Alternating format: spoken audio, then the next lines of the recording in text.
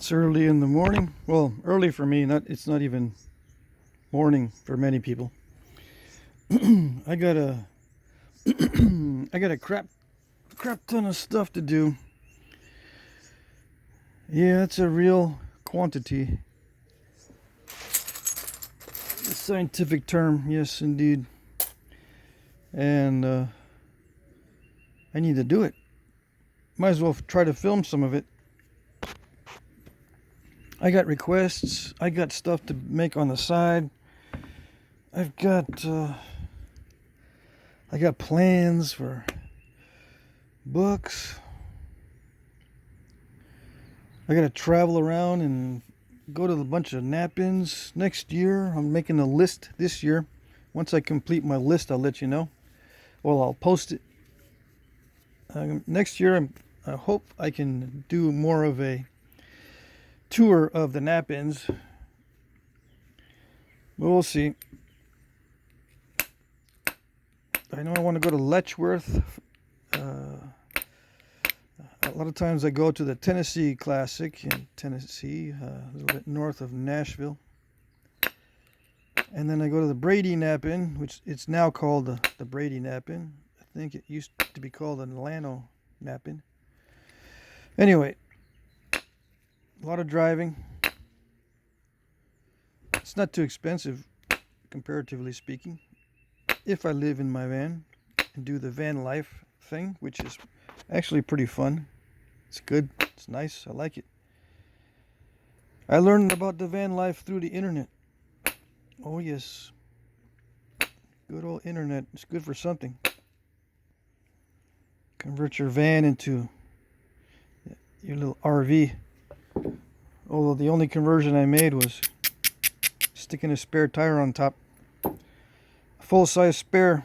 I hate those little spares.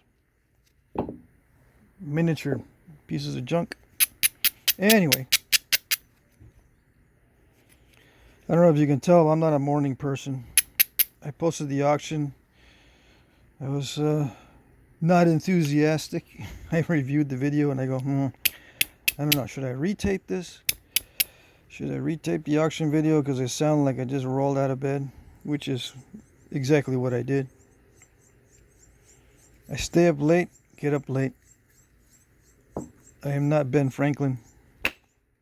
Nope. Okay, so let's see. I'm going to try. Whoop, I'm not going to announce it on video. Yeah, even though it's going to be in the description or in the title.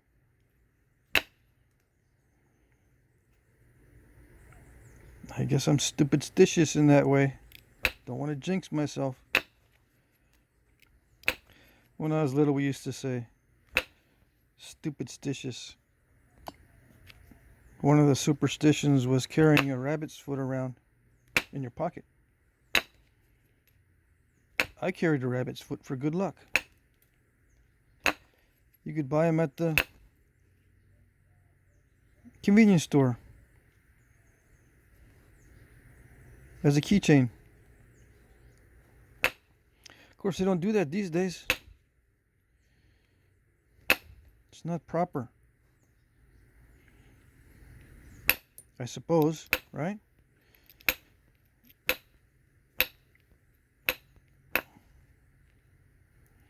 Not proper.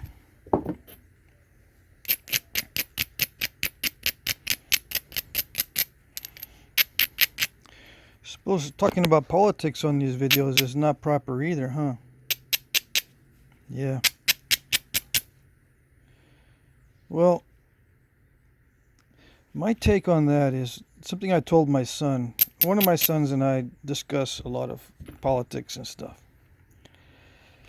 I told him, yeah, I mean, you have a firm grasp on the political divisions and denominations. But the way I view politics is a little different. And it'll probably conflict with what you're being taught in school and blah, blah, blah. Because for me, politics is the irrational methods behind the attainment of power and influence. The irrational methods. Because if they're rational methods, if they're reasonable ways of gaining power, like through leadership qualities, you just call it leadership. You don't call it politics.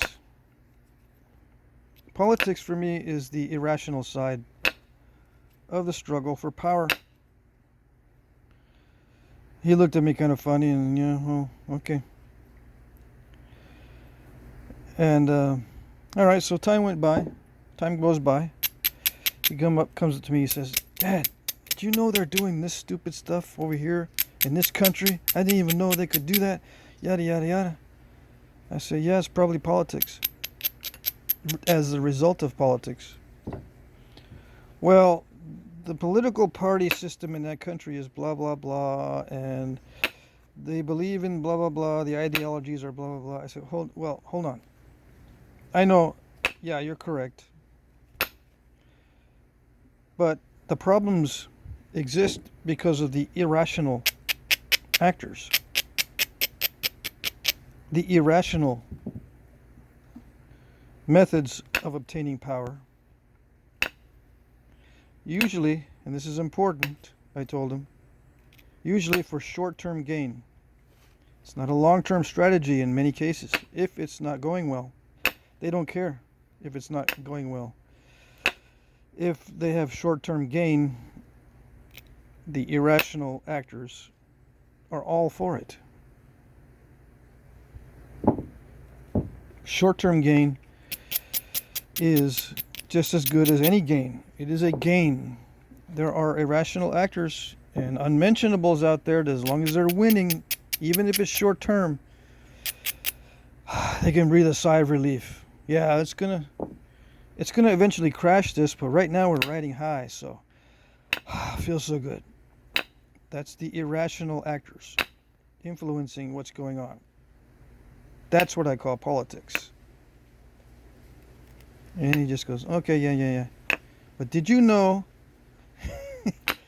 that this political party is being suppressed? And did you know that this ideology espouses this and that? I said, yeah. Well, I don't know specifically in this particular country, but yeah, I've heard that before. He goes, what do you think? I say, well, I look at things in two ways. I mean, I look at things in one way. There's two positions. Either you're liberal or authoritarian. You go, oh yeah. Okay, bye. See you later. Now, today's definition of liberal. Funny how this works. Today's definition of liberal is not what it always has been. Oh no. And in fact, in the United States, the term liberal has lost its original meaning. And it's on purpose. The definition has changed, but not in the dictionary sense of change, because you can look it up in the dictionary. Consent is part of liberalism. The defense of rights, individual rights, yada yada yada. But today's liberals, and I might step on some toes here, are progressive types, where the moral high ground is in the potential for positive change. The potential for positive change. If it doesn't work the first time, if they try to change something for the better and it's not working, they just need to try harder. Put more money into it. Maybe switch it around, but the potential for positive change is what they get excited about. These progressive types. I am not one of those. So, if you are one of those, it's fine. I mean, I like the potential for positive change.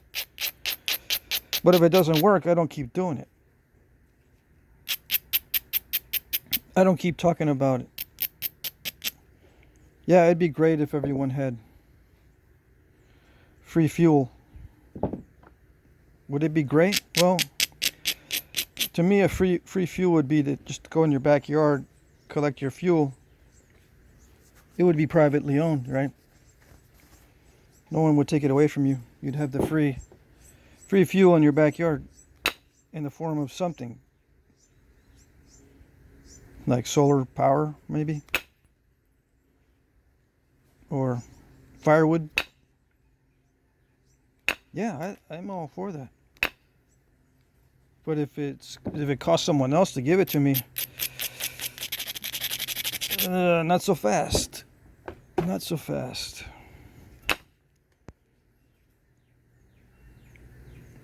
Did they give their consent to give me the free stuff? Is it from their consent, or is it forcefully taken to give to me?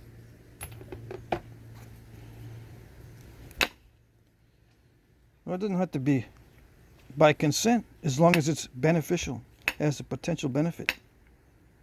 That's when you're crossing the line in my book. No. You can't just look at the potential for positive benefit.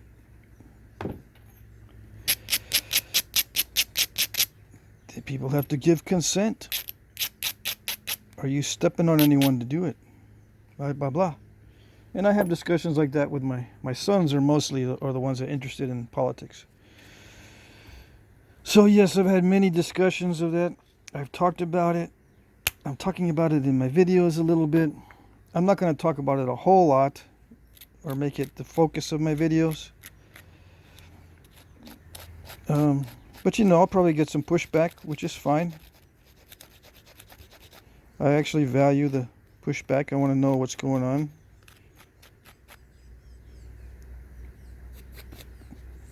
We're here primarily for the Flint napping, although I don't object to people tuning in for the chit chat and the entertainment. They don't even Flint nap, they just like the entertainment. Maybe to be exposed to a different view, a different little world, which is inside my brain. Maybe they're entertained. Say, oh, that's okay, or that's stupid. I can't stop watching. It's like a train wreck. It doesn't bother me. I mean, if you want to watch it to fall asleep, if you want to watch this Flint napping to fall asleep, heck, I might even start focusing more on that kind of aspect. Just calmly chipping away. Calm voice, maybe even whisper a little. No, I won't do that to you. Although, yeah, I do listen to those whisper videos. I gotta tell you though, 99% of them creep me out. But there's a few that I like, that I subscribe to. Then once in a while I'll listen to some ASMR stuff. It's very good for the anti-anxiety and the calmness, and it's like it is like a very calm but stimulating experience. But like I said, only a few can affect me that way. Most of those girls or guys or whatever, it's like 99% girls, they get on my nerves. But there's a few that are really, really good. Extremely relaxing. My goodness.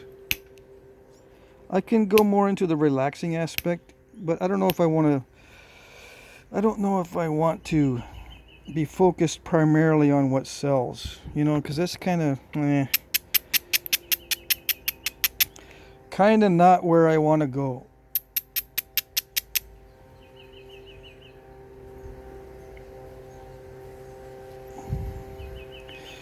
The main purpose of the channel is to answer questions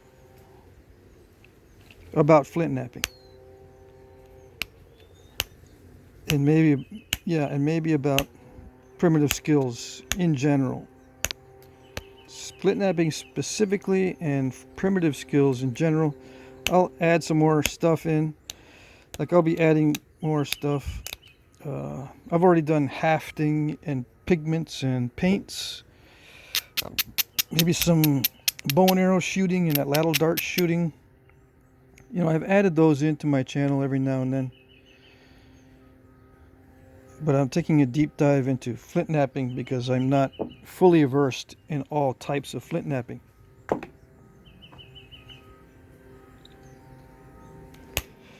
But you know, there's only so much you can talk about. I think there's only so much that you can discuss before you start beating the dead horse, as they say, over and over, the same things over and over. It gets repetitive, and when it starts getting repetitive, you gotta spice it up. So I'll try to spice it up. A little bit of humor. It's gonna be my humor though, right? I'm not gonna try to come up with a different kind of humor. I'm not gonna tell jokes. I don't remember jokes. You can tell me a joke 5 times and then ask me to repeat it the next day, and I don't know, dude. Maybe I know the punchline, but I can't set it up. And if I do memorize it, it won't come out with the right timing.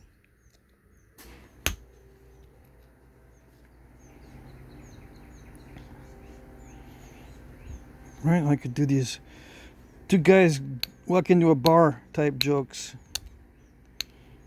2 dudes, 2 hombres. One hombre is blah blah blah, the other one is like the other thing.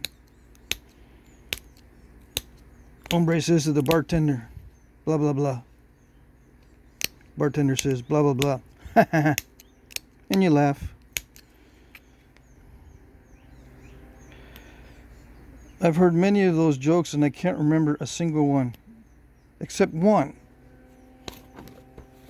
And I don't even remember the whole joke. I just remember it's a Martian walks into a bar, he sits down and he goes martini, martini, martini. And that's all I know. Somebody out there, please help me.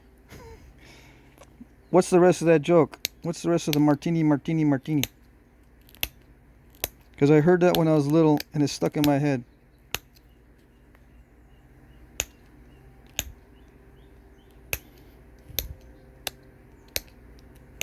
Anyway, I'm not a morning person. Trying to start early with the flint napping. Morning for me is when I wake up. It doesn't necessarily have to be the AM. But I've done the AM thing. Oh yes.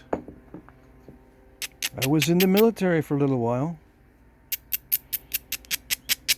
They had to stick up their butt for the early morning stuff.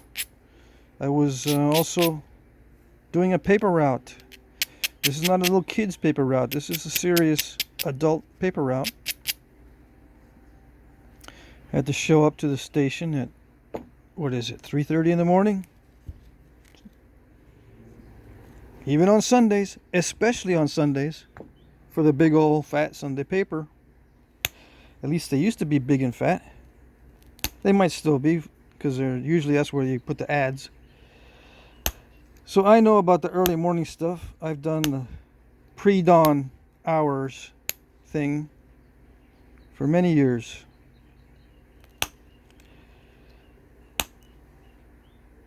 It's probably one reason why I have anxiety. It's getting better, but I still get it.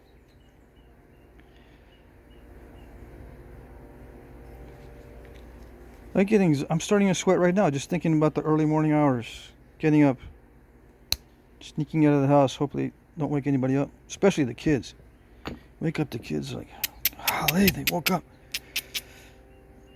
And if I got up early enough, especially one of my daughters, she would not go back to sleep unless I took her for a ride in the car first, in the car seat. She'd wake up and just be crying, right? The only way to get her back to sleep was to put her in the car seat, take a little drive, 10-minute drive, come back to the house, knocked out cold. I remember her especially because highly stressful.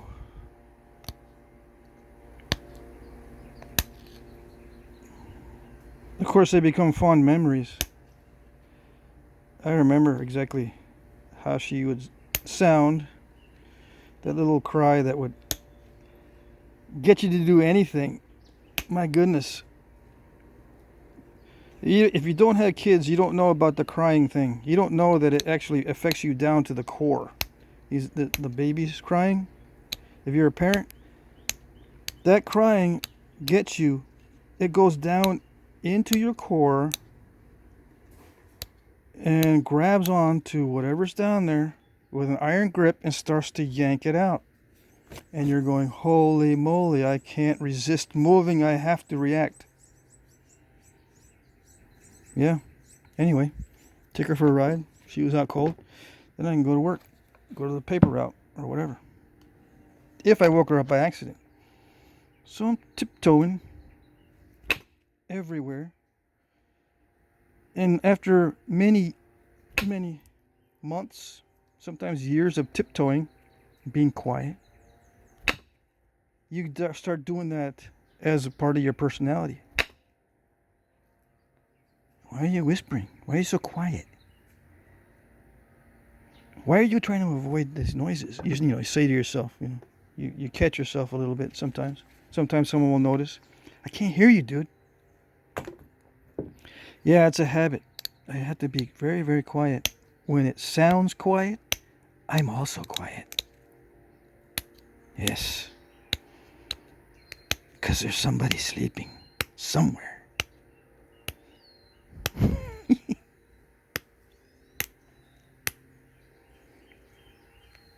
Yeah. I've got 6 children, for you that do not know.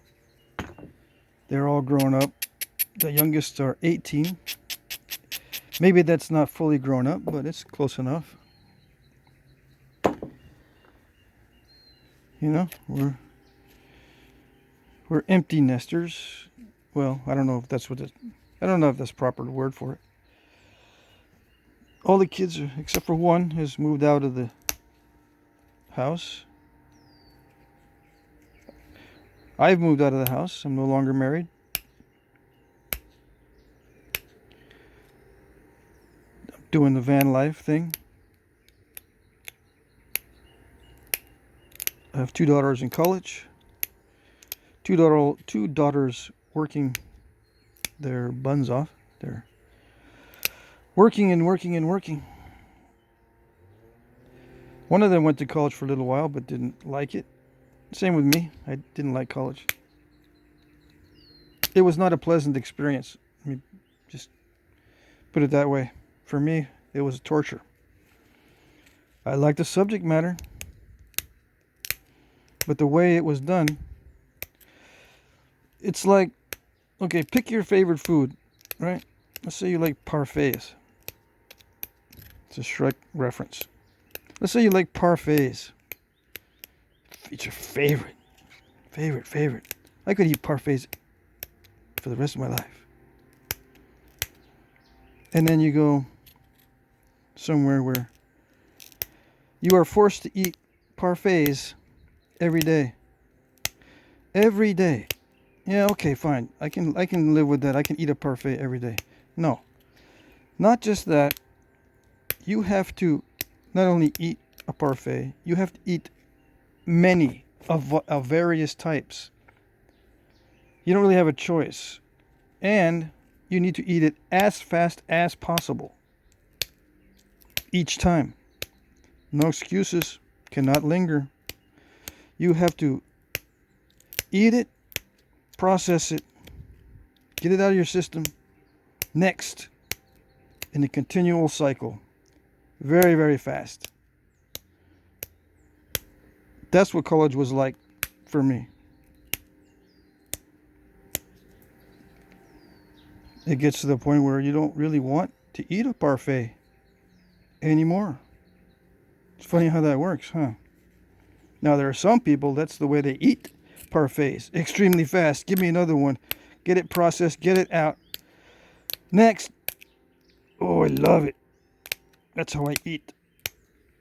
Yeah, well, for them, college is just fine. Perfect. I don't eat that way. Sorry. I have been known to scarf it down really, really fast. I have been known to eat several times a day my favorite food at the exclusion of everything else. I have been known to pull an all-nighter eating the kind of food I like. Oh yes. I've been known to make myself sick on the food I like because I ate it so fast and so much. Oh yes. But to have it forced, timed, and not on your schedule. Yeah, it gets old. Can't really understand it. Can't really taste it. I couldn't really understand the subjects. I was trying to understand the subjects I was working on. Yeah, it's secondary. You don't need to understand it. You just ingest and regurgitate. Nothing to understand really. And there's a little bit of a political bent to some of the classes. And you're paying for this political bent. How does that work? It's not free, so I mean you can't say, well, it is free, so I guess I got to listen to the political ads. No, you're paying to be politically indoctrinated in some of the classes. Some people say, yeah, I mean, I agree with that stuff. No problem at all. But, you know, I agreed with most of that stuff, but not all of it. I don't think I should have been paying for it. Maybe I'm wrong. But yeah. It's authoritarian. You don't have a choice. It's authoritarian. Why would you be teaching me something that I haven't had no choice? Something like that. It seems to me it would be voluntary. No, you don't got a choice. You gotta listen to all this crap about the bourgeoisie. Oh yes. And other things. Blah blah blah. Really? Yeah. Unfortunately. You get up and walk out of class because they're talking about the bourgeoisie. No, not attending. It's not good. You gotta sit through this. Yeah, but I signed up for English. I did sign up for history, but not this kind of history. I mean, I had to take history and civics. But why does it have to be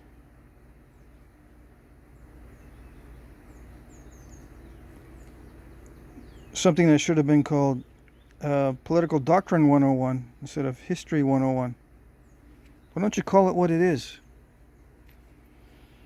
Well, you do politics on your videos, man. Why don't you just call it political flitnapping? Huh? I'm disappointed. Yeah, I'm going to be getting, and I am getting, the Dear Disappointment letters.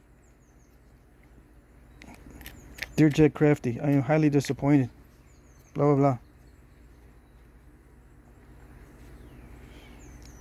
blah. Okay. All right. Now, do you want me to join you in being disappointed at myself? I can be.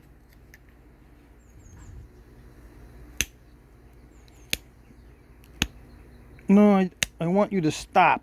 I want you to stop, and I'm disappointed. I want you to stop.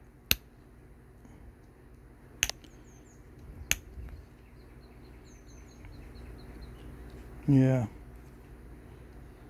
Sorry, but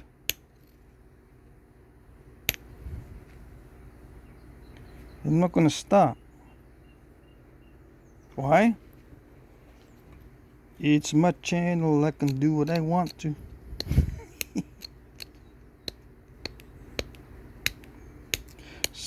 Some philosophers say we're a slave to our desires. There is no choice there. Why would you want choice? We don't really have choices. Mm-hmm. Yeah, no, I don't believe that at all. I don't believe it, and I will be talking about stuff like that later on. Right now I'm out of time, so next segment.